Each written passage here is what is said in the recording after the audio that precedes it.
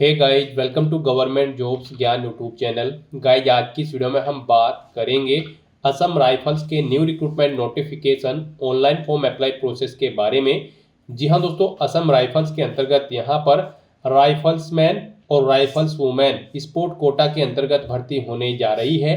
कैसे आप इस भर्ती में पार्टिसिपेट करने के लिए अपने फॉर्म अप्लाई कर सकते हो बिना कोई मिस्टेक किए हुए, इसकी पूरी जानकारी हम आपको स्टेप बाय स्टेप रजिस्ट्रेशन से लेकर प्रिंट तक इस वीडियो में देंगे। बस आपको इस वीडियो को स्किप के बिना शुरू से लेकर एंड तक देखना है। उसके बाद वीडियो पसंद आए तो इसे लाइक और शेयर कर दें। चैनल पर नए हो तो इसे सब्सक्राइब कर लें। साथ ही साथ आपको फॉर्म अप्लाई करते हुए जो भी प्रॉब्लम फेस हो रही है उन सभी का हल आपको इस वीडियो में मिल जाएगा। तो बिना कोई वक्त गंवाए चलिए शुरू करते हैं। आपको इस वीडियो के डिस्क्रिप्शन बॉक्स में हमारी वेबसाइट IND-sarkari-naukri.in के इस पेज का लिंक मिल जाएगा। यहाँ पर आपको इस भर्ती के रिगार्डिंग सभी डिटेल्स प्रोवाइड कर दी गई है। आसाम राइफल्स के अंतर्गत यहाँ पर स्पोर्ट कोटा के अंदर राइफल्समैन GD, राइफल्समैन वुमेन GD के 69 खाली पदों को भरने के लिए भर्ती होने जा रही है। आप 16 अगस्त 2025 से 15 सितंबर 2025 तक अपने फॉर्म अप्लाई कर सकते हो। क्वालिफिकेशन की अगर बात करें तो कैंडिडेट का केवल 10वीं क्लास पास आउट होना जरूरी है। प्लस यहाँ पर उन्होंने पार्टिसिपेट किया होना चाहिए किसी international competition, national competition, inter university tournament या फिर नेशनल स्पोर्ट्स या फिर games for school national award winner होनी चाहिए कैंडिडेट जिस गेम के लिए वो यहाँ पर अप्लाई कर रहे हैं। 18 से 23 साल आपकी आयु सीमा रखी गई है। जनरल OBC EWS को 100 रुपये फीस देनी है। SC ST फीमेल को कोई फीस नहीं देनी है। फीस आप ऑनलाइन मोड से जमा कर सकते हो। आप ऑल इंडिया से ऑनलाइन मोड में इस भर्ती के लिए अप्लाई कर सकते हो। उसके लिए आपको इस पेज को नीचे स्क्रॉल डाउन करते हुए इंपॉर्टेंट लिंक सेक्शन में आना है। ऑफिशियल नोटिफिकेशन PDF लिंक पर क्लिक करके इस भर्ती के नोटिफिकेशन को ओपन कर लेना है और इसमें से आपको पूरी डिटेल रीड कर लेनी है। यहाँ पर आपको सभी डिटेल्स प्रोवाइड कर दी गई है, जैसे कि क्या पोस्ट का नाम है, कितनी उसके लिए नंबर ऑफ वैकेंसीज है, कौन सी कैटेगरी के लिए कितनी वैकेंसीज है, किस गेम में किस किलो भार में कितनी वैकेंसीज है, कैसे आप अप्लाई कर सकते हो, कब से कब तक अप्लाई कर सकते हो, क्या आपका यहाँ पर एलिजिबिलिटी क्राइटेरिया होना चाहिए। पूरी जानकारी आपको इस नोटिफिकेशन में दे दी गई है। आप सभी डिटेल्स यहाँ से रीड करें, उसके बाद अपने फॉर्म अप्लाई कर लें। फॉर्म अप्लाई करने के लिए भी आपको हमारी वेबसाइट के इसी पेज पर ही अप्लाई ऑनलाइन का लिंक दिया गया है। जैसे ही आप इस लिंक पर क्लिक करेंगे तो आपके सामने असम राइफल्स का ये ऑफिशियल पोर्टल ओपन होगा। गाइस, यहाँ पर आने के बाद सबसे पहले आपको अपना एडवर्टाइजमेंट सेलेक्ट करना है, Assam rifles sport person recruitment rally 2025। फिर आपको अपना जेंडर यहाँ पर सिलेक्ट करना है। उसके बाद यहाँ पर आपको अपना स्टेट सिलेक्ट कर लेना है। फिर यहाँ पर आपको ट्रेड सिलेक्ट करनी है, rifleman, rifle women, general duty GD। उसके बाद यहाँ पर आपको अपनी कैटेगरी सिलेक्ट करनी है, आप जिस कैटेगरी से बिलोंग करते हैं। उसके बाद यहाँ पर आपसे पूछा गया है कि क्या यहाँ पर आपने अपनी 10वीं क्लास पास आउट कर ली है, तो यहाँ पर आपको ये चेकबॉक्स ऑटोमेटिकली ओके मिलेगा। उसके बाद बस यहाँ पर आपको आई एग्री की इस टैब पर क्लिक करना है। नेक्स्ट आपके सामने कुछ इस तरह से इंटरफेस ओपन होगा। अब यहाँ पर आपको अपना मैरिटल स्टेटस सेलेक्ट कर लेना है, आप यहाँ पर मैरिड हो या फिर अनमैरिड। यहाँ पर आपको अपने नाम से पहले मिस्टर भी ऑटोमेटिकली सिलेक्ट मिल जाएगा। फिर यहाँ पर आपको अपना आधार नंबर एंटर करना है। उसके बाद यहाँ पर आपको अपना फर्स्ट नेम देना है, फिर मिडिल नेम, लास्ट नेम है तो आप एंटर कर सकते हैं, नहीं है तो इन कॉलम्स को आप खाली छोड़ सकते हैं। उसके बाद यहाँ पर आपको अपने फादर का फुल नेम देना है, मदर का फुल नेम एंटर करना है। उसके बाद यहाँ पर आपको अपनी डेट ऑफ बर्थ सेलेक्ट करनी है, एंटर करनी है। यहाँ पर DD MMYY फॉर्मेट में आपको अपनी डेट ऑफ बर्थ देनी होगी। फिर आप अपना रिलीजन यहाँ पर सिलेक्ट करें।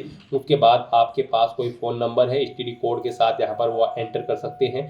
अपना मोबाइल नंबर यहाँ पर आपको एंटर करना है, ईमेल ID एंटर करनी है। फिर यहाँ पर आपको इन कम्युनिटीज़ में से अपनी कम्युनिटी सेलेक्ट कर लेनी है। अगर आप इन कम्युनिटीज़ के अंतर्गत आते हैं, नहीं आते हैं तो आप इस कॉलम को खाली छोड़ दें। फिर यहाँ पर आपको अपना कोरोस्पोंडेंस एड्रेस एंटर करना है। उसके बाद आपको अपना डिस्ट्रिक्ट एंटर करना है, कोरोस्पोंडेंस स्टेट यहाँ पर आपको अपना सेलेक्ट कर लेना है, अपना पिन कोड देना है। फिर यहाँ पर आपसे पूछा गया कि क्या आपका परमानेंट एड्रेस यहाँ पर डिफरेंट है आपके कोरोस्पोंडेंस एड्रेस से। अगर डिफरेंट है तो आप इस चेकबॉक्स को ओके करेंगे और यहाँ पर अपना एड्रेस देंगे, और अगर सेम है तो आप इस चेकबॉक्स को ओके नहीं करेंगे। ऑटोमेटिकली आपका परमानेंट एड्रेस भी आपका कोरोस्पोंडेंस एड्रेस ही माना जाएगा। उसके बाद यहाँ पर आपको अपना कास्ट सर्टिफिकेट अपलोड करना होगा। गाइस, यहाँ पर अगर आप रिजर्व कैटेगरी से बिलोंग करते हैं तो आपको अपना कास्ट सर्टिफिकेट यहाँ पर अपलोड करना है। वो यहाँ पर 50 से 80 केबी के बीच में होना चाहिए। जेपीजी फॉर्मेट में आपका सर्टिफिकेट होना चाहिए। उसके लिए आपको यहाँ पर चूज फाइल के ऑप्शन पर क्लिक करना है, फाइल को सिलेक्ट कर लेना है और अपना कास्ट सर्टिफिकेट यहाँ पर आपको अपलोड कर देना है। उसके बाद यहाँ पर आपको अपनी स्पोर्ट के रिगार्डिंग डिटेल प्रोवाइड करनी है। यहाँ पर आपको अपना स्पोर्ट लेवल सेलेक्ट करना है। आप इंटरनेशनल कंपटीशन में खेले हो, नेशनल कंपटीशन में, या फिर इंटर यूनिवर्सिटी टूर्नामेंट में, या फिर नेशनल स्पोर्ट या गेम फॉर स्कूल्स में। आप यहां पर अपने अकॉर्डिंग ऑप्शन सेलेक्ट करें जिस लेवल पर आपने गेम में पार्टिसिपेट किया है। उसके बाद आपको गेम का टाइप सेलेक्ट करना है, यानी कि किस गेम में आपने पार्टिसिपेट किया है। Badminton, football, shooting, athletics, 400 metre and 800 metre. आप अपने अकॉर्डिंग यहाँ पर ऑप्शन सेलेक्ट करें। फिर यहाँ पर आपको अपना स्पोर्ट सर्टिफिकेट अपलोड करना होगा। उसका साइज भी 50 केबी से 80 केबी के बीच में होना चाहिए। जेपीजी फॉर्मेट में आपका ये सर्टिफिकेट यहाँ पर होना चाहिए। आपको चूज फाइल के ऑप्शन पर क्लिक करना है, फाइल को सिलेक्ट करना है और अपना स्पोर्ट सर्टिफिकेट यहाँ पर आपको अपलोड कर देना है। उसके बाद यहाँ पर आपको मेडल का टाइप बताना है। आपके पास गोल्ड है, सिल्वर है, ब्रॉन्ज है। अगर नहीं है तो आप नन ऑप्शन सेलेक्ट करेंगे। फिर यहाँ पर आपको गेम पोजीशन बतानी होगी, क्या आपकी पोजीशन थी। फिर स्पोर्ट का पैलेस देना होगा जिस स्थान पर आपने स्पोर्ट खेला है। पार्टिसिपेटिव डेट यहाँ पर आपको एंटर करनी होगी DDMMYY फॉर्मेट में। फिर यहाँ पर आपको अपनी क्वालिफिकेशन की डिटेल प्रोवाइड करानी है। यहाँ पर अगर ग्रेडिंग सिस्टम था आपका 10वीं क्लास में तो आप इस चेकबॉक्स को ओके करेंगे, नहीं था तो फिर आप इसे ऐसे ही रहने देंगे। तो यहाँ पर अब आपको अपनी 10वीं क्लास की क्वालिफिकेशन की डिटेल देनी है। यहाँ पर आपको सबसे पहले बताना है बोर्ड या यूनिवर्सिटी, जिस बोर्ड या यूनिवर्सिटी से आपने अपनी 10वीं क्लास पास आउट की है वो बोर्ड यहाँ पर आप सिलेक्ट करें। उसके बाद यहाँ पर आप पासिंग ईयर एंटर करें। टोटल मार्क्स कितने थे वो यहाँ पर आप एंटर करें। इनमें से कितने मार्क्स आपने ऑब्टेन किए थे वो यहाँ पर आप एंटर करें। इनके अकॉर्डिंग आपकी परसेंटेज यहाँ पर कैलकुलेट करके आपको ऑटोमेटिकली शो कर दी जाएगी। फिर आपने 10वीं के बाद जो भी क्वालिफिकेशन कर रखी है, जैसे कि 12वीं डिप्लोमा या फिर ITI या फिर graduate, bachelor degree, B.Ed, master degree, आप उसे यहाँ पर सिलेक्ट करें और उसकी डिटेल यहाँ पर आप प्रोवाइड करा दें। जैसे कि 10वीं के बाद यहाँ पर आपको अपनी 12वीं क्लास की डिटेल देनी होगी। यहाँ पर भी आपको बोर्ड का नाम सेलेक्ट करना है जिस बोर्ड से आपने अपनी 12वीं क्लास पास आउट की है, तो यहाँ पर आप सिलेक्ट करें। फिर आप पासिंग ईयर यहाँ पर दें। टोटल मार्क्स यहाँ पर आप एंटर करें, कितने मार्क्स आपने ऑब्टेन किए थे वो आप एंटर करें। इनके अकॉर्डिंग आपकी परसेंटेज यहाँ पर कैलकुलेट करके आपको शो कर दी जाएगी। फिर यहाँ पर अगर आपने कोई टेक्निकल क्वालिफिकेशन कर रखी है तो उसकी डिटेल आप प्रोवाइड कर सकते हैं। यहाँ पर आपको अपनी क्वालिफिकेशन का नाम देना है, बोर्ड या यूनिवर्सिटी का नाम देना है जिससे आपने अपनी क्वालिफिकेशन पास आउट की है, पासिंग ईयर देना है, टोटल मार्क्स यहाँ पर आपको बताना है कितने मार्क्स आपने ऑब्टेन किए हैं या फिर ग्रेड। इनके अकॉर्डिंग आपकी परसेंटेज यहाँ पर कैलकुलेट करके आपको शो कर दी जाएगी। इस तरह से यहाँ पर आप अपनी टेक्निकल क्वालिफिकेशन की डिटेल प्रोवाइड कर सकते हो। फिर कोई अन्य क्वालिफिकेशन अगर आपने कर रखी है तो उसकी डिटेल भी आप सेम यहाँ पर ऐसे ही प्रोवाइड कर सकते हो। यहाँ पर आपको ट्रेड या कोर्स का नाम देना है, बोर्ड यूनिवर्सिटी का नाम देना है या ऑर्गेनाइजेशन का, पासिंग ईयर देना है, मार्क्स देने हैं, कितने मार्क्स आपने यहाँ पर ऑब्टेन किए हैं।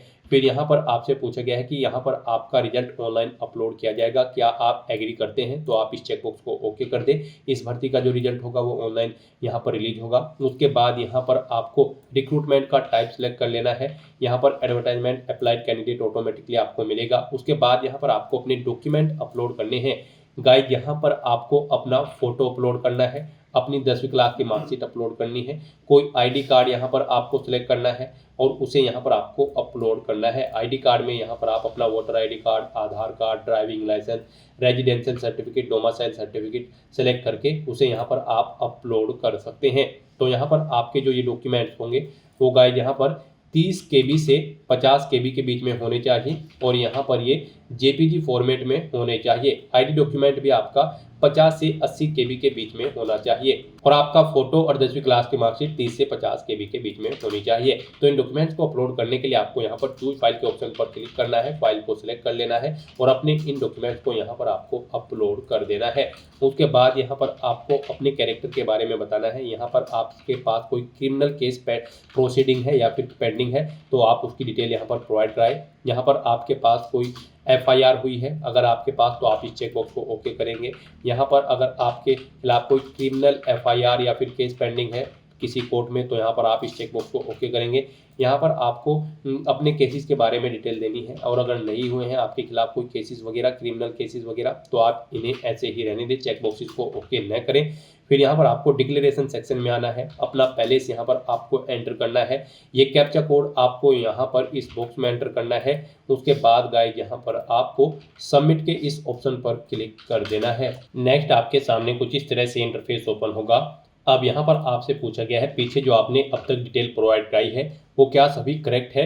अगर करेक्ट है तो यहाँ पर आप फाइनल सबमिट के इस ऑप्शन पर क्लिक कर देंगे, और अगर आपको डाउट है तो आप यहाँ पर रिव्यू एंड एडिट के इस ऑप्शन पर क्लिक करके एडिट कर सकते हो। इस तरह से यहाँ पर आपका एप्लीकेशन फॉर्म सक्सेसफुली सबमिट हो जाएगा अगर आप रिजर्व कैटेगरी से बिलोंग करते हैं। और अगर आप अनरिजर्व कैटेगरी से बिलोंग करते हैं तो फिर यहाँ पर आपको पहले 100 रुपये फीस जमा करानी होगी, जो कि आप debit card, credit card, net banking या फिर यूपीआई के माध्यम से जमा करा सकते हो। फॉर्म सबमिट होने के बाद यहाँ पर आपको आपके एप्लीकेशन स्टेटस एक्सेप्टेड शो कर दिया जाएगा। यहाँ पर आपको एक आईडी नंबर भी प्रोवाइड कराया गया है, आपको इसे केयरफुली नोट डाउन करके रख लेना है फ्यूचर यूज के लिए। और यहाँ पर गाइज अब आप प्रिंट एक्नॉलेजमेंट के इस ऑप्शन पर क्लिक करके अपने एप्लीकेशन फॉर्म का एक्नॉलेजमेंट यहाँ पर प्रिंट कर सकते हो, और प्रिंट एप्लीकेशन के ऑप्शन पर क्लिक करके आप अपने एप्लीकेशन फॉर्म का एक हार्ड कॉपी प्रिंट आउट ले सकते हो फ्यूचर यूज के लिए, फ्यूचर रेफरेंस के लिए। यहाँ पर आपके एप्लीकेशन फॉर्म की सभी टास्क कंप्लीट हो चुकी है और आपका फॉर्म सक्सेसफुली सबमिट हो चुका है। तो दोस्तों ऐसे आप आसाम राइफल्स स्पोर्ट कोटा की इस भर्ती के लिए अपने फॉर्म अप्लाई कर सकते हो बिना कोई मिस्टेक किए हुए। आज की इस वीडियो में बस इतना ही। आई होप ये वीडियो आपको पसंद आई होगी। अगर पसंद आई हो तो इसे लाइक और शेयर करें। चैनल पर नए हो तो इसे सब्सक्राइब कर लें। Thanks for watching.